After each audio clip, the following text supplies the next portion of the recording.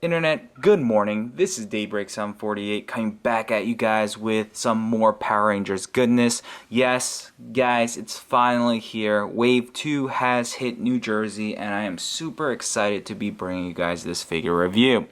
This whole week, we'll be dedicating it to the Power Rangers Legacy Collection 6.5 action figures. Now, don't worry, if you're not a Power Rangers fan, I will be throwing in other reviews throughout the week, so stay tuned for that. Now, we're going to be starting off with, I think, one of my top favorite suit designs of all time. I love Billy's Triceratops, the helmet. It just looks fantastic. Even as a kid, I loved Billy's helmet slash his lance thing that he had. It was just freaking great. The character, it was okay. Stereotypical nerdy character, but nevertheless a pretty freaking awesome Ranger. Now, with that being said, the packaging speaks for itself. It's pretty fantastic. I love the design and the concept of this box. Love the open display window that showcases the figure inside. I love the picture of the actual Ranger right here. You have the Mighty Morphin Power Rangers logo right down here. The limited edition, don't worry about it. They're not really limited at all, so ignore it. And the thunder that you see kind of around the edges of the box, that is the same color as the actual Ranger, so that's pretty awesome. On the back, it showcases all of the figures that you need in order to complete the Dino Megazord. Currently, we have the Pink Ranger, the Red Ranger, the Black Ranger, and the Blue Ranger. Only one we're missing now is the Yellow Ranger, which will be coming out in the next wave. And then on the bottom right here, it showcases the other figures within this series, or this wave. So, keep that in mind.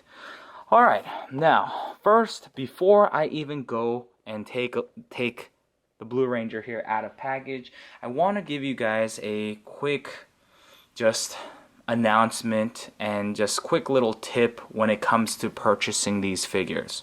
Now, when I first saw these figures, I went straight to the helmet, went straight to the joints. I kind of looked to see if it was like all discombobulated, etc. I didn't really look at the lower legs. Now, the Blue Ranger, he happens to be fine, so I'm not stressing over him. However, I'm just going to move him to the side real quickly. Look at the Pink Ranger. The Pink Ranger figure review will be coming up, I guess, probably within the next 2 days. However, I looked mainly here, but I should have looked at the whole thing. Why? Because, as you guys can clearly see, the diamond is where it's supposed to be in the middle, but then when you get to the corner right here, it's completely missing that diamond. And you can see, well, I can see, that the detailing is all there. It's just a defect. So that's really annoying. So I'm going to have to take this figure back and get a replacement for it. Now, we all know that the belt is supposed to be white, but that whoever approved of this really messed up and dropped the ball. They did not paint the belt white. So that's another defect, but that's with all of these Rangers, so keep that in mind. Alright, with that said, Bandai, this is an amazing line that you guys have going here. I really hope that you will do justice and you will make these figures better as we go. Now, I've been hearing a lot of complaints on Facebook, on YouTube, etc. about the quality control issues that these figures are facing. May it be the paint job, may it be the loose joints, may it be the flimsy plastic. It's just a lot of negativity. Now, I really am enjoying this line. I'm really hoping for the best and hoping that Bandai gets their act together and really pumps out some high quality figures for us. I don't mind paying the $20 to $24 range for these figures. However, you need to give me a reason to trust you guys. Right now, I feel like that trust is slipping with some of your fan base. So I know probably no one's listening to me when it comes to Bandai, but I really hope Bandai really steps up their game. Now, I've talked to Greg. Now, unfortunately, Greg does not work for Bandai, the Power Rangers, anymore, so that's unfortunate. But he did say at New York Comic Con that they were thinking about like a way to release the I guess the Rangers' main weapons. So I hope that is really going to be happening, because if not, that really bites. But in this review, I'm going to show you a way around it, just in case. Alright, so that's enough of me babbling. Let's take the Blue Ranger out of package and we'll see what he has to offer. Be back in a few. Alright guys, and we are back. We have Billy the Blue Ranger out of package, fully equipped with his holster / gun that he comes with, and some modifications that I've made to these right here. Now I'll talk about those very soon, so stick around for that. But real quickly, before we take a look at the Blue Ranger himself, let's take a look at the Build a Megazord piece that we get. So obviously he's the Blue Ranger, so he comes with the Triceratops Zord, so that's pretty cool. The detailing is all there, but there's a lot of paint that is missing. So if you're artsy enough, then yeah, I can definitely see someone going in there and putting the finishing touches on this bad boy right here. Now, I will be taking a look at this when we get all the other pieces to the Megazord, so stay tuned for that. Alright, now, bringing the Blue Ranger back into frame. Like I said, attention to detail is all there. I love what Bandai has done with the helmet. He looks fantastic. Now, there is a minor gripe that I do have with this particular figure, and it is obviously the belt. That is an eyesore. Like I mentioned when I was doing the box review, I don't know who was responsible for that, but that is a terrible mistake. Now what I'm going to try and do is get some acrylic white paint and paint this and see what happens, because look at this. You have, I mean, my lights are kind of, I guess, it's fooling the eye, or at least my eye, or my eyes. It looks white, but it's definitely not. It's the silver plastic that they used, and when you see it in hand, it's really annoying to look at. Why? Because you have the white holster and then the silver belt, which doesn't make any sense. So that is my only, I guess, my gripe with this particular figure. Now, I've been pretty fortunate, guys. The loose joints, I haven't had any issues with that yet.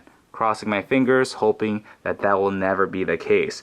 But I can definitely see what people mean. Now, if I move these joints a little bit more, maybe I might run into that issue, but I plan on getting these guys in a vanilla pose, something like this, and just leaving them like that pretty much forever. So yeah, I'm hoping that it will last. Now, with that being said, I know everyone's wondering, Daybreak, where did you get these main weapons? Well, honestly, they are from the Imaginext toys. I've seen other people do this as well on Facebook and YouTube, and I was like, you know what? That sounds like a great idea. So I took them, I put in some little paint, and it's quite bad, to be honest, but it does work.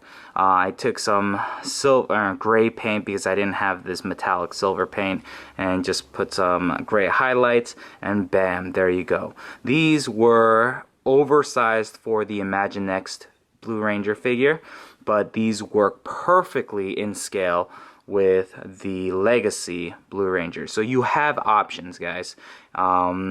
Is it perfect? No, because it can't connect, unfortunately.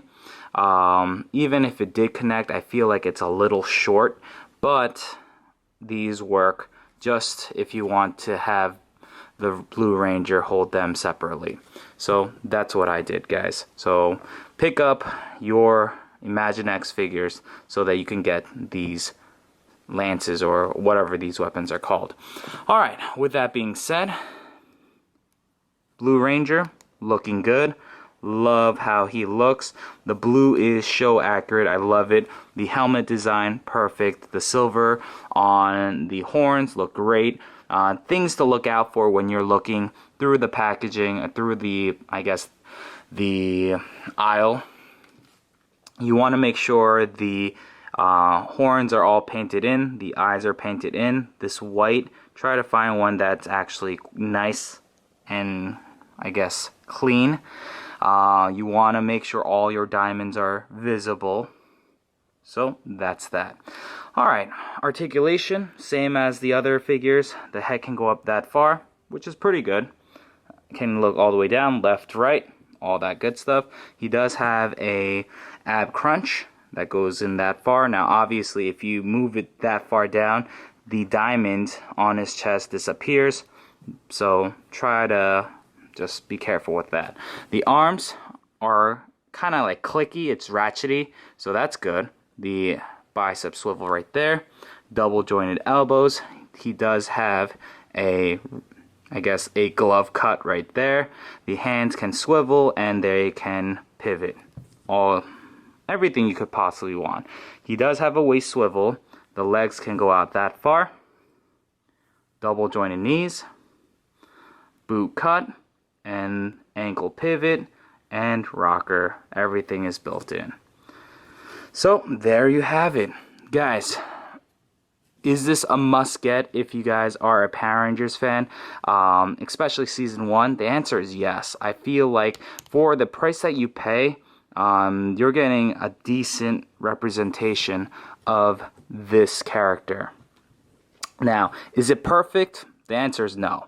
If you want a perfect version of this Ranger, then you need to go with the SH Figure Arts, but that is going to cost you a pretty penny, so keep that in mind. If you want to pay around like the $20 range, then this is the one that you definitely want to pick up.